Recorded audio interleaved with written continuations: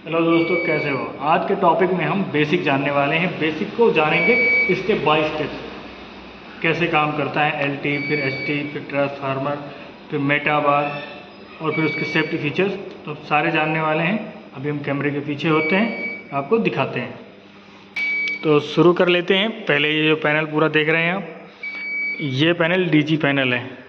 DG panel का indication हमेशा आप देखेंगे तो इसी कलर में रहेगा जो अभी आपको दिखाई दे रहा है।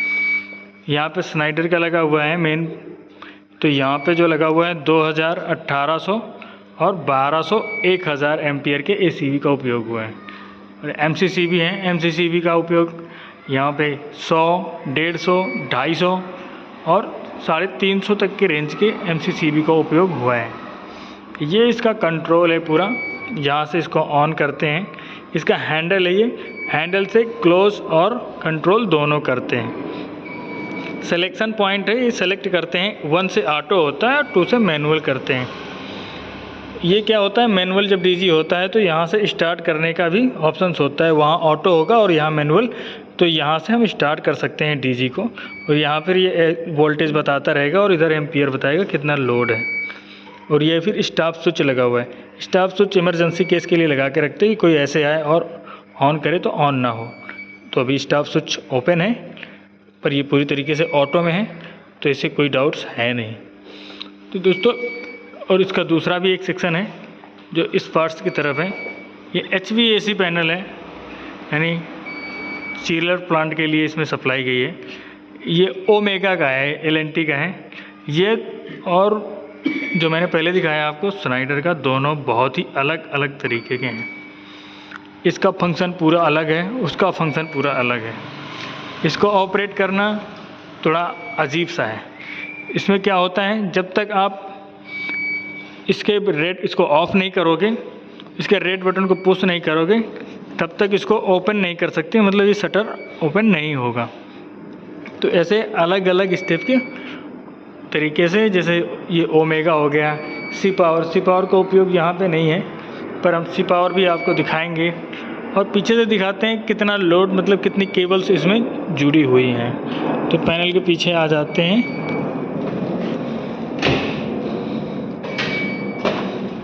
ये केबल्स हैं पीछे से, ये जो मैंने आपको दिखाया था HVAC का केबल है पैनल का। तो यहाँ से चिलर प्लांट्स के लिए गया हुआ है। तो हर जगह पे आप देख पा रहे हैं एक स्पेयर केबल डाला गया है। स्पेयर इसलिए डालते हैं क्योंकि फिर रेंच में आपको पता है रैंप में खिंचता नहीं है केबल दोबारा से। तो यहाँ पे छोटी छोटी केबल्स हैं, इसीलिए एक्स्ट्रा नहीं डाला गया है। जहाँ पे बड़ी केबल्स होती वहाँ पे डाला जाता है। ये पीछे आपको देख पा रहे होंगे, ये जो गोला सा लगा हुआ है, ये CT है। PT आपको पता ही है, पावर कंट्रोल के लिए होता है, मतलब इंडिकेशन के लिए होता है। तो यहाँ पे CT का लगा हुआ है क्योंकि करंट को मैक्सिमाइज करना है। तो दोस्तों, ऐसे पूरा एक पैनल जो होता है इस तरीके से बना हुआ होता है। इसमें क्या है, देखो यहाँ पे नाम लिखा हुआ दिख रहा है डीजी पैनल, मतलब ये इंडिकेशन है। दूसरे सोर्स पे भी लिखा हुआ है, इस सोर्स पे भी लिखा हुआ है। इससे क्या होता है, हम आसानी से केबल को ट्रैक कर लेते हैं। ये इसमें इसलिए लगा हुआ है क्योंकि ये मेन है। मेन केबल्स में ज़्यादातर ऐसे इंडिकेशन या लिखे हुए होते हैं नेम। इसके ऊपर ये स्विच है इसका, ये जैसे ऑन कंडीशन में होता है, जैसे हमने अभी खोल दिया है इसको, तो ऐसे अगर खोल देता तो ये पैनल ट्रिप हो जाता, क्योंकि इसका ये सेफ्टी फीचर्स है, ये पुश हो जाता है।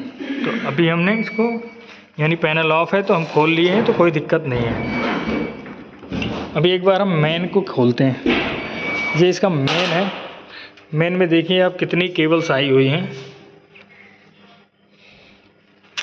बहुत सारी इन हुई हैं, मतलब यहाँ से आउट हुई हैं, क्योंकि इन तो इसका बसवार हुआ है जो मेन हमने अभी आपको दिखाया था, जिसमें नेम पड़ा हुआ था।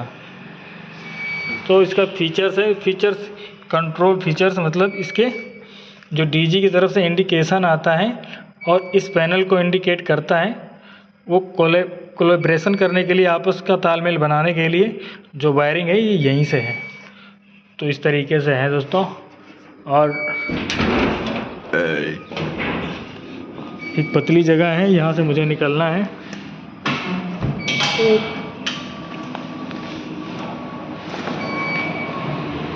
ये है मेन पैनल, मतलब एसी पैनल। ये ऊपर इसके है मेटा बार। मेटा बार इस तरीके का जो होता है ना, वो काफ़ी सेफ्टीफुल होता है। लगभग इसी तरीके के देखने को मिलते हैं। पुराने पैनलों में थोड़े अलग तरीके के हैं। आपने पैनल्स देखे होंगे, पैनल्स में ऊपर इस तरीके के डिब्बे की तरीके के दिखाई देते हैं। ये इसलिए होते हैं ना, पैनल के अंदर जो हीट होती है ना, हीट हवा के साथ बाहर निकलती रहे, कि हीट को कंट्रोल अगर अंदर कर लेता है पैनल तो केबल्स हीट हो जाएंगी, और उनका जो होता है स्लिप हीट होने के बाद फिर केबल, क्योंकि आपस में मुड़ी होती है, टच होती है, तो फेस टू फेस ब्लास्ट हो जाता है। तो इसलिए ये निकालते हैं। और पीछे फ़ैन भी लगा हुआ है, जैसे यहाँ पे देखो आगे लगा हुआ है फ़ैन, तो ये चलते रहते हैं क्योंकि पैनल को कूल करना हुआ होता है। तो यहाँ पे 3 लगे हुए हैं ओमेगा के, देख पा रहे हैं आप, और एक लगा है स्नाइडर का, ये जिसको बोलते हैं बस कपलर। तो ये बस कपलर है। बस कपलर में आप देख रहे होंगे इधर इसमें लगा हुआ है मैक्रोलॉजिक पॉइंट्स, इसमें नहीं लगा हुआ है। तो बस कपलर में नहीं लगा हुआ था। बस कपलर क्या होता है, खुद का सोर्स नहीं होता है, इसका किसी सेकेंड पर्सन के साथ सोर्स होता है। जैसे मेन लाइन आया है तो उसके साथ ही इसको ट्रांसफ़र के लिए लगाया जाता है। ये मान के चलिए अब ट्रांसफ़र करता है सप्लाई। तो यहाँ पे क्या है, एक ही लाइन आया हुआ है, तो यहाँ पे इसका उपयोग ट्रांसफ़र करने के लिए नहीं है। जहाँ पे 2 लाइनें होती वहाँ पे ट्रांसफ़र करने के लिए इसका उपयोग किया जाता है। वैसे लगाया गया है, इसका उपयोग में ले लेते हैं। पीछे केबल्स कनेक्ट होगी, जितने एम्पियर की इसकी कैपेसिटी है उतने एम्पियर का ये लोड ले लेगा। तो दोस्तों ये है 1250 एम्पियर का स्नाइडर का। ये है इसका मेन। जो मेन होता है ना, उसमें क्लोज, कमांड, शंट 3 प्रकार के रिले का उपयोग होता है। जो अदर्स होते हैं उसमें क्लोज और कमांड ही होता है, क्योंकि जो मेन होता है वो लाइट जाने के बाद अब ऑटोमेटिक अपने आप को ऑफ़ कर लेता है, और आने के बाद जैसे ही लाइट आ जाती है ऑन कर लेता है। और वैसे जो सारे पैनल्स होते हैं वो ऑन ही होते हैं, ऑफ़ नहीं होते हैं। तो ये इस तरीके से डिज़ाइन है पूरा। कितना एम्पियर कहाँ पे लोड है, कौन से केबल पे कितना लोड है, सारा कुछ यहाँ पे इंडिकेशन हो रहा है। तो ऐसे सब कुछ दिखता है। ये मैं जो आपको दिखा रहा हूँ, इससे बड़े बड़े पैनल्स हैं यहाँ पे हम जो ऑपरेट करते हैं। और साथ में ये लगा हुआ है, आप देख पा रहे होंगे, ये जो लगा हुआ है ल्यूमिनस का, ये है सोलर पावर, सोलर का इन्वर्टर है। ये डीसी लाइट को एसी करता है, और एसी करने के बाद इस पैनल में मर्ज कर देता है। और कितना करता है वो मीटर में इंक्लूड हो जाता है। जो मीटर लगा हुआ है ये नोट कर रहा है कितना वोल्टेज, मतलब कितनी रीडिंग ये निकाल रहा है, कितनी यूनिट्स कंज्यूम किया है, यानी कितना बिजली बचाया है। इस हिसाब से इसको कंट्रोल में लिया जाता है। ये इसका कैपेसिटर पैनल है। कैपेसिटर के पैनल का उपयोग लाइट फ्लक्चुएशन को कंट्रोल करने के लिए किया जाता है। जैसे आप जानते हैं फ़ैन को चलाने के लिए, पंखे को चलाने के लिए कैपेसिटर का उपयोग किया जाता है, बस वैसे ही कैपेसिटर है। ये 3 फेज़ कैपेसिटर है। तो यहाँ पे क्या होता है, कभी बिजली ज़्यादा कम होती है वोल्टेज, तो उसके फ्लक्चुएशन को कंट्रोल करता है। ये ऑटोमेटिक ऑन हो जाते हैं। आपको देख रहे हैं कहीं कहीं लाइट जल रहा है, तो ये ऑटोमेटिक ऑन होते हैं और ऑटोमेटिक ऑफ हो जाते हैं। इसको ऑटो पे रखते हैं, अभी इसको बंद कर रखा है। और यहाँ पे लगा हुआ है इन्वर्टर। ये इन्वर्टर का उपयोग कैमरे कंट्रोल करने के लिए लगा होता है, यानी कैमरों को सप्लाई देने के लिए लगा होता है। किसी टाइम पे सप्लाई चली गई, फिर थोड़े टाइम तक सप्लाई नहीं आई, तो इस यूपीएस से काम हो जाता है। यूपीएस में आपने देखा होगा 2 प्रकार के जो बैटरी होते हैं उसके कनेक्शन होते हैं, पैरेलल और सीरीज। तो यहाँ पे सीरीज में हुआ है। पैरेलल का उपयोग घरों में किया जाता है, या फिर कहीं और जगहों पे किया जाता हो, ऐसे ट्रकों में लगाया जाता है इंजन स्टार्ट करने के लिए, एक के साथ 2 लगा दिया जाता है। उससे क्या होता है, उसका पावर बढ़ जाता है। यहाँ पे क्या होता है, पावर को स्थिर रखना है, एम्पियर को बढ़ा देते हैं और ज़्यादा घंटे तक सप्लाई को आगे लेके जाना होता है। कब तक, सब कम से कम 1-1.5 घंटे का बैकअप इसी तरीके से बनाया जाता है। दोस्तों यहाँ पे एक फायर पैनल रखा हुआ है। ये इसका होना बहुत ज़रूरी होता है, क्योंकि जब भी कहीं आग लगती है तो इसी से कंट्रोल किया जाता है इस पैनल में। क्योंकि ये पाउडर है, यहाँ पे पानी वेस्ट नहीं रखते हैं, क्योंकि पाउडर वेस्ट रखते हैं। पाउडर से आग बुझाना होता है, क्योंकि जब भी कभी आग लगती है तो लाइन तो तुरंत कटती नहीं है, किसी किसी केस में कट जाती, किसी केस में लाइन नहीं कटती। तो इसका उपयोग करना भी सिखाते हैं और आसानी से कर लेते हैं, लेकिन जब तक एक्सपर्ट ना हो तब तक तो बिल्कुल नहीं करना चाहिए, क्योंकि ये काफ़ी प्रेशर मारता है। जब हम स्टार्ट करते हैं तो झटके भी बहुत तेज़ देता है। तो हम आगे चलते हैं दोस्तों, आगे वाले स्टेप में देखते हैं आगे और क्या बता सकते हैं हम आपको। तो एलटी पैनल यहाँ से शुरू होता है, यहाँ से मेटा बार से एलटी पैनल में लाइट जाती है। ये इसका ट्रांसफार्मर है। वैसे दोस्तों हमने ट्रांसफार्मर पे बहुत सारी वीडियो बनाई है, ट्रांसफार्मर के एक एक पॉइंट्स के बारे में हमने बताया है, और इसके अंदर कॉइल्स कैसे कैसे वर्क करती हैं, कितनी कॉइल्स होती हैं, सारा हमने बता रखा है। तो आप भी अगर देखना चाहें तो वीडियो वो वाली देख सकते हैं। कम से कम 4 से 5 वीडियो हमने बना रखी है। जहाँ पे ट्रांसफार्मर होता है ना, वहाँ पे एग्जॉस्ट फैन ज़रूर लगाया जाता है। तो यहाँ के 2 का पॉइंट से एक नहीं है, अभी एक बड़ा सा लगा हुआ है हैवी ड्यूटी। इससे क्या होता है, गर्मियों में इसका टेम्परेचर बढ़ता जाता है, तो फिर उसको कंट्रोल करने के लिए लगाया जाता है। कम से कम बाहर से हवाएँ जो ठंडी होती हैं वो अंदर आएँ और इसके टेम्परेचर को मेनटेन करें। हमने कहीं कहीं पे देखा है जो ट्रांसफार्मर रूम होता है उसमें एसी लगाया जाता है इसकी हीट को कंट्रोल करने के लिए। तो यहाँ तो नहीं लगा हुआ है, पर बहुत जगहों पे हमने देखा है वहाँ पे लगा हुआ है। दोस्तों ये है इसका इन पोज, मतलब इधर से जाता है 11,000 लाइन इस ट्रांसफार्मर में, और ये इसकी केबल है। ये केबल 400 स्क्वायर mm की है और इसमें 3 टर्मिनल्स होते हैं। जो एचटी केबल होती है उसमें 3 पोज ही होते हैं, मतलब 3 टर्मिनल्स ही होते हैं। एलटी जो होता है उसमें 4 होते हैं, मतलब उसमें न्यूट्रल्स होता है। इसमें न्यूट्रल नहीं होता है तो इसमें 3 ही होता है। तो ये सब छोटी छोटी चीज़ें जानना बहुत ज़रूरी होता है।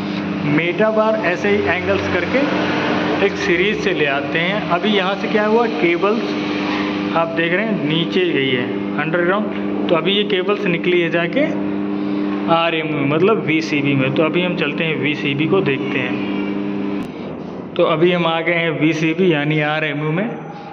ये इसका यहाँ से स्टार्टिंग होती है सप्लाई, यहाँ से ट्रांसफार्मर में एलटी। तो यहाँ पे आपको दिख रहा होगा 2 पॉइंट्स दिख रहे हैं जो मेन के हैं। यहाँ पे जो इंडिकेशन है, एक इसका इन का है और एक आउट का है। ये सेकंड वाला जो है वो लोकल है। तो इसमें आपको जिसमें 3 होल्स दिख रहे हैं ये लोकल है, और यहाँ पे इसके नीचे जो दिख रहा है आपको, नीचे पे लगा हुआ होता है सीटी, जो पीटी लगा हुआ होता है, और ये ओपन भी हो जाता है। इसको ओपन करने के लिए पहले पूरी तरीके से इसको क्लोज करना होता है। जिस भी सेक्शन का नीचे वाला करना है उसको पूरी तरीके से क्लोज करो, उसके बाद ये ओपन हो जाएगा। इसको एक्सपर्ट ही करते हैं क्योंकि ऐसे नॉर्मली करना मुश्किल होता है। इलेक्ट्रिकल उपकरण में आपने देखा होगा अर्थिंग ज़रूर से ज़रूर कनेक्ट होती है, और जो हैवी पैनल्स होते हैं उनमें तो 2 जगह से कनेक्ट होती है। जैसे इसमें इस तरह करंट कनेक्ट है और दूसरी तरफ भी कनेक्ट है, तो यहाँ भी कनेक्ट है। तो ये जो केबल्स आपको दिख रही है ये केबल्स ट्रांसफार्मर से कनेक्टेड है। ट्रांसफार्मर की गतिविधि को ये सेंस करता है और उसमें आने वाली प्रॉब्लम्स को देखता है। उसके बाद सेफ्टी के इंडिकेशन के हिसाब से ये अपने आप को ट्रिप करा लेता है, या फिर ट्रांसफार्मर का जो प्रोटेक्शन रिले है वो इस रिले को कमांड देता है और ट्रिप करा लेता है आरएमयू को। तो ये यहाँ पे जो देख पा रहे हैं ये इसका रिले है और ये इसकी नेम प्लेट है, क्या क्या कैपेसिटी है, कितने एम्पियर का है, कितना लोड ले सकता है, सारा कुछ लिखा हुआ है। दोस्तों जितना ज़्यादा वोल्टेज होता है उतना कम एम्पियर होता है। इसी सीरीज से इसको बनाया गया है। अभी क्या है, आप इसके नेम प्लेट्स में देखेंगे तो इसका एम्पियर वैल्यू काफ़ी कम है, पर वोल्टेज ज़्यादा है। जैसे जैसे एम्पियर कम होता है वैसे वैसे वोल्टेज बढ़ता चला जाता है।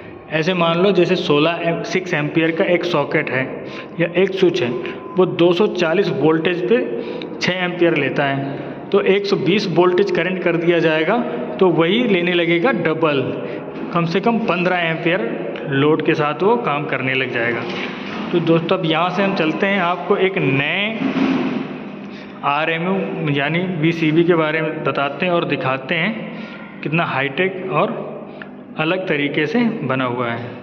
तो दोस्तों ये है मेन आरएमयू। किसी भी सोसाइटी या किसी भी बिल्डिंग में होते हैं, जहाँ भी होते हैं वहाँ पे एक मेन पैनल्स होता है जहाँ का कंट्रोल वहाँ की जो मेंटेनेंस एजेंसी होती है उसके अंतर्गत होता है, जो सप्लाई देती है। जैसे अलग अलग शहरों में अलग अलग एजेंसियाँ सप्लाई देती हैं, वैसे होता है। तो यहाँ की एजेंसी के हिसाब से उसने अपने आप को इंस्टॉल कर रखा है यहाँ, और इसकी की रखी है नीचे। इस तरीके की की का उपयोग करके वो ऑन करते हैं। और यहाँ पे मीटर लगा रखा है, मीटर से कंज्यूम करता है कितना लोड और कितने यूनिट्स हो रहा है, वो सारा ये लोग यहीं से चेक कर लेते हैं। दोस्तों अभी हम आगे बढ़ते हैं और कुछ दिखाते हैं आपको। एक नया VCB है, वैक्यूम सर्किट ब्रेकर, यानी ये RMU इसको बोलते हैं यहाँ पे, क्योंकि VCB का ही पार्ट है। ये पूरी तरीके से ऑटोमेटिक है। ये देख पा रहे होंगे, बहुत ही कम देखने को मिलता है। ये पूरी तरीके से ऑटोमेटिक है, अभी नया लगाया गया, इंस्टॉल हुआ है। ये GPS कंट्रोल है। इसका जो भी एक्टिविटी है वो इसके ऑफिस में चेक हो जाता है। ये कौन सा सोर्स इसका बंद है, कौन सा चालू है और कितने घंटे से ये बंद है, सारा कुछ ये दिखाने लगता है। और ये है हमारे यहाँ पे, मतलब पैनल्स दो प्रकार से कैटेगराइज हुए हैं। एक तो हुआ है कॉमर्शियल और दूसरा हुआ है रेजिडेंशियल। तो ये है रेजिडेंशियल। तो रेजिडेंशियल यहाँ से शुरू होता है कई पार्ट्स में, जैसे हर एक बिल्डिंग का एक ESS बनाया गया है। तो हर बिल्डिंग के लिए फिर ऐसे ऐसे कई सारे बनाए गए हैं पैनल्स। तो ये एक बिल्डिंग का अलग से है यहाँ पे जो लगाया गया है। तो ये इसका मेन है। और यहाँ पे देखो सिंगल लाइन आया है, तो यहाँ पे बस कपलर का उपयोग नहीं हुआ है। वैसे अगर लगा भी होता तो उसका उपयोग नहीं होता, क्योंकि उससे कोई बेनिफिट्स नहीं होता जब तक दो सप्लाई नहीं आती। तो यहाँ भी वैसे ही ऑटो ऑपरेट होता है जैसे आपने हमें पीछे बताया था आपको। और कितना वोल्टेज है, कितने एम्पियर है किस फेज पे, वो सारा इंडिकेट कर रहा है। अभी कोई अगर आपको मेट्रोलॉजिक में चेक करना है कितना लोड है, क्योंकि यहाँ पे जो इंडिकेट करता है वो 1 करता है। आपको क्या होता है यहाँ पे दिखाएगा, ये यहाँ पे न्यूट्रल दिखाएगा, फिर RYB ऐसे दिखाता है, ABC यहाँ पे लिखा हुआ है। तो ये क्या करना है, आपको इसको पुश करते रहना है, तो वो आपको दिखाता रहेगा कितना है। अगर कोई एरर है, इसमें कोई शॉर्ट्स हुआ है, किस वजह से ये ट्रिप हुआ है, तो यहाँ पे इंडिकेशन करता रहेगा। रीसेट करने के लिए ये बटन है, रीसेट कर सकते हैं। इसके अंदर लगा हुआ है 12 वोल्ट का एक सेल जो इसको एक्टिवेट करता है। तो अभी इसका सेल डिस्चार्ज हो गया है, तो सेल अभी इसको लगाना होगा, तो इसके बाद ये शो करने लगेगा कितने लोड पे ये चल रहा है। तो यहाँ पे परसेंटेज है 40% से अगर नीचे इसका लोड है तो ये शो नहीं करता है, 40 से ऊपर है तो ये शो करने लगता है, और अगर 100% लोड से ओवर है तो फिर भी करने लगता है। और किस फेज पे कितना करंट लोड यानी चल रहा है वो शो करने लगता है। मान लो कि R 40 पे कर रहा है और Y 60 पे कर रहा है, B 70 पे कर रहा है, तो ये अलग अलग सर्कल में दिखाएगा, अलग अलग पॉइंट्स इसके इंडिकेट होंगे। इससे आसानी से पता चल जाता है किस फेज पे कितना लोड है, और यहाँ से इसको पुश कर करके आप चेक कर सकते हो किस पे कितना लोड है, दिखाई देगा। तो हर जगह पे ना एक अलग अलग प्रकार के MCCB का उपयोग हुआ है। जो हमने पहले दिखाया था वो एक अलग प्रकार की MCCB थी, अभी जो मैं दिखा रहा हूँ वो अलग प्रकार की MCCB। तो ऐसे अलग अलग प्रकार की MCCB होती हैं। किस कंपनी का पैनल से लगा हुआ है, वो पैनल से लोगो अपना लगा के रखती है। तो यहाँ पे SPC का लगा हुआ है, ऐसे चलता रहता है। जहाँ भी छोटा बड़ा पैनल्स होगा वहाँ पे यहाँ कैपेसिटर पैनल्स ज़रूर लगा होगा, क्योंकि वोल्टेज को लेके यहाँ पे ज़्यादा ध्यान रखा गया है। हर एक पैनल के साथ कैपेसिटर पैनल का उपयोग किया गया है। तो हम आपको दिखाते हैं पीछे कैपेसिटर पैनल्स में जो लगे हुए हैं सेल्स कैपेसिटर, वो कैसे हैं। तो अभी दिखाते हैं आपको।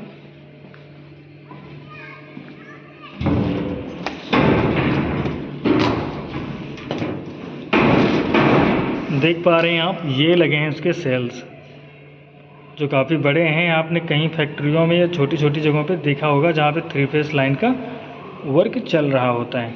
और इसको भी कूल करने के लिए यहाँ पे फ़ैन लगाया गया है। मतलब फ़ैन तो आप मान लो सभी पैनल्स में लगे ही होते हैं। और अर्थिंग के लिए तो अलग से पोस्ट सब में कनेक्टेड ही होता है। देखो यहाँ पे ये मीटर लगा हुआ है, आप देख पा रहे हैं मीटर का इसके बाहर निकला हुआ है डंडा, मतलब इसका एंटीना बाहर निकला हुआ है। ये मीटर ऑफ हो जाता है तो एजेंसी वाले को ऑफिस में पता चल जाता है कि यहाँ की लाइन कट चुकी है। तो इस तरीके से हर जगह लगाया गया है। अभी बाहर निकल के देखने की बिल्कुल ज़रूरत नहीं है, एक जगह से बैठ के आप ऑफिस से देख सकते हो और जान सकते हो कहाँ पे लोड कितना है और लाइट है या नहीं है। तो ऐसे ही दूसरी तरफ भी लगा हुआ है। देखो ये एक हैंडल वाला, ये इस तरीके का MCCB कम ही मिलता है देखने को। अभी क्या हुआ है ना, जैसे ऑफ़ कर दोगे ना, ये यहाँ से लॉक भी होता है इसमें। ऑफ़ कर देंगे, उसके बाद इसको पुश कर देंगे और यहाँ पे लॉक लगा देते हैं। तो जैसे आप कहीं काम करने चले गए तो आप आसानी से काम कर सकते हो, इसको कोई ओपन नहीं कर सकता है और ना ही ये गेट खुलने वाला है। ऐसे सभी MCCB में फीचर्स होते हैं, जैसे इसमें भी है, यहाँ पे देख पा रहे हैं सभी में होल्स होते हैं और सभी को लॉक कर सकते हैं। सभी जो भी इलेक्ट्रॉनिक्स उपकरण होते हैं उनको सबको लॉक कर सकते हो। इसको भी लॉक कर सकते हो, इसका भी यहाँ पे है, ये निकल आता है। इसके निकालने के लिए आपको क्या करना होगा, ये जो पॉइंट्स दिख रहा है आपको यहाँ पे लाना होगा, ये घूम के यहाँ आएगा। उसके लिए आपको ब्रेकर को ऑफ़ करना होगा और हैंडल निकालना होगा। यहाँ पे हैंडल लगा हुआ है, पूरा बाहर करना होगा, तब ये बाहर निकलेगा और लॉक हो जाएगा। और पूरा बाहर निकालने के लिए तो आपको एक लोग से होगा नहीं, 2 लोगों की मदद लेनी होगी।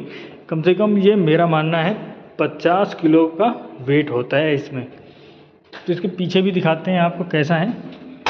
अभी हमारे पास टाइम है तो हम आपको दिखा देते हैं।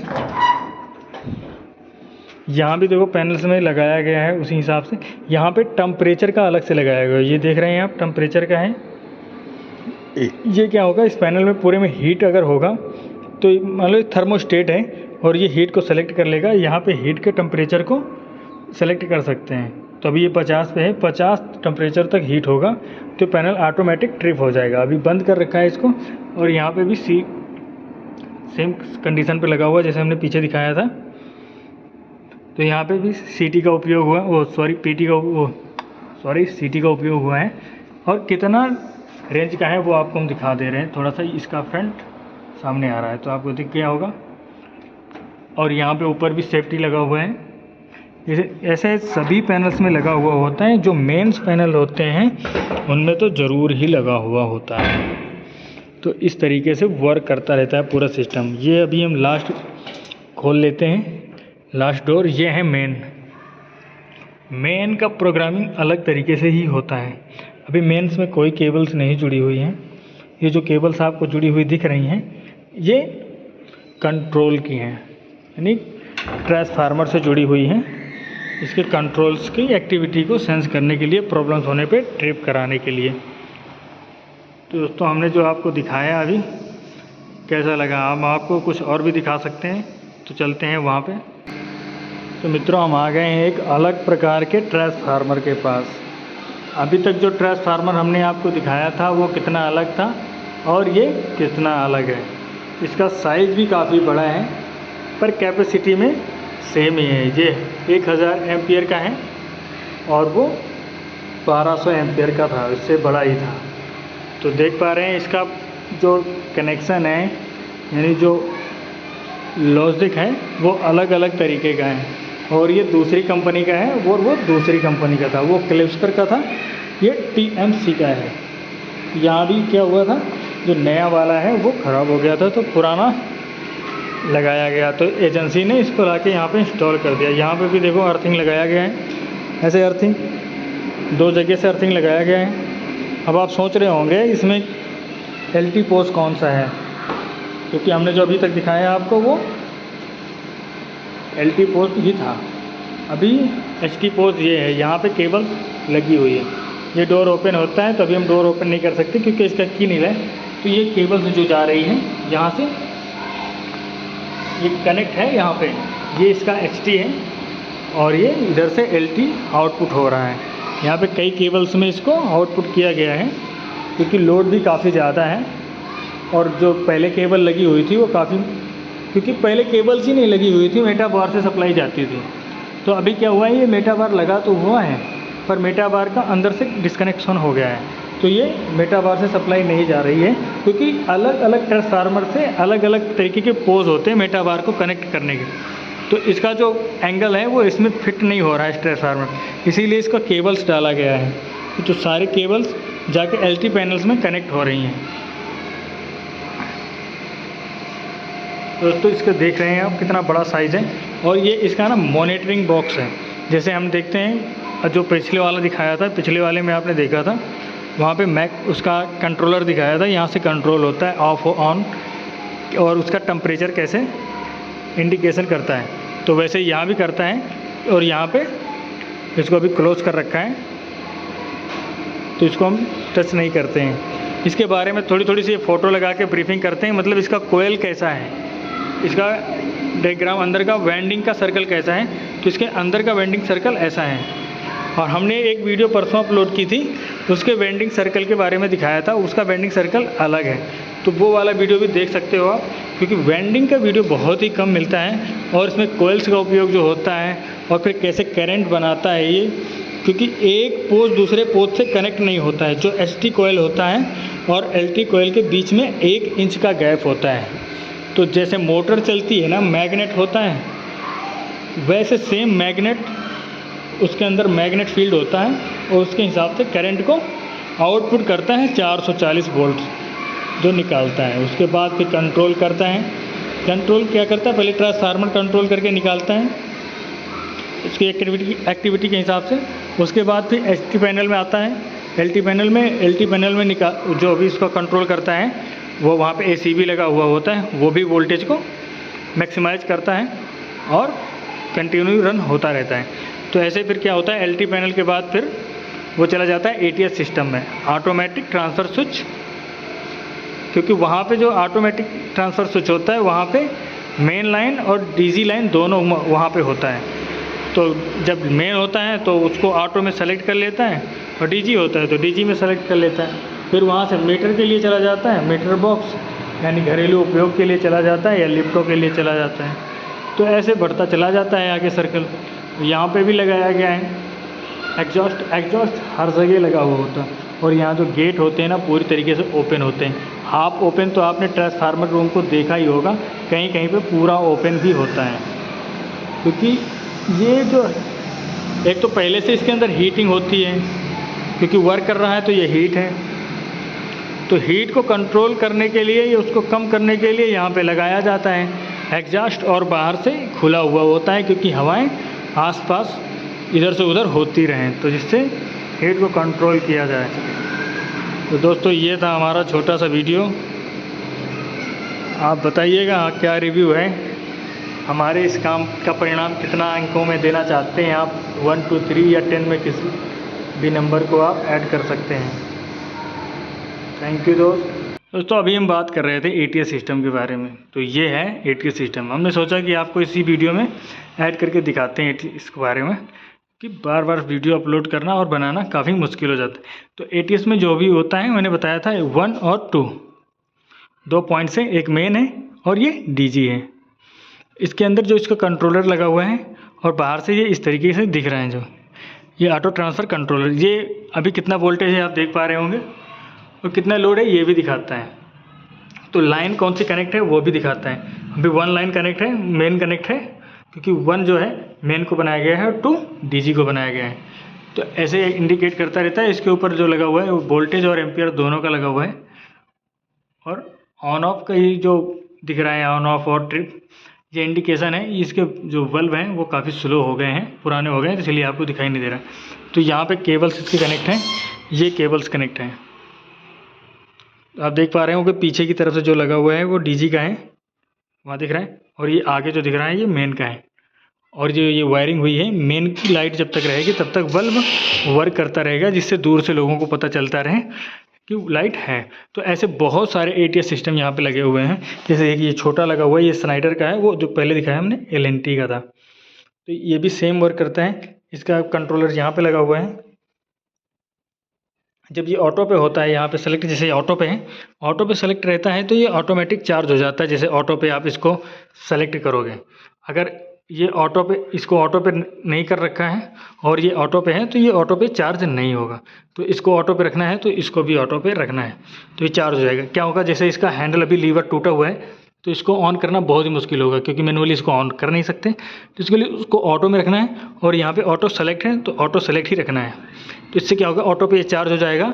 अगर ये ऑटो ऑन नहीं होता है तो मैनुअल इसको सेलेक्ट करके फिर इसको ऑन पुश कर देना है, ये ऑन हो जाएगा। तो दोस्तों ऐसे कर सकते हैं इसको ऑन। और यहाँ पे इधर भी लगा हुआ है। तो दोस्तों ये मान लो जिस भी सोसाइटी में या जहाँ भी देखो आप, ATS सिस्टम का उपयोग ज़्यादातर है, क्योंकि हर जगह 2 सोर्स ही आती हैं। तो जहाँ पे 2 सोर्स आएंगे वहाँ पे ATS सिस्टम आएगा। तो ATS सिस्टम कई प्रकार के होते हैं, हमने हर पार्ट्स के वीडियो बना रखे हैं और बता रखा है किस तरीके के कौन कौन से ATS सिस्टम हैं। तो दोस्तों इस वीडियो को हम यहीं पे ख़त्म करते हैं। धन्यवाद।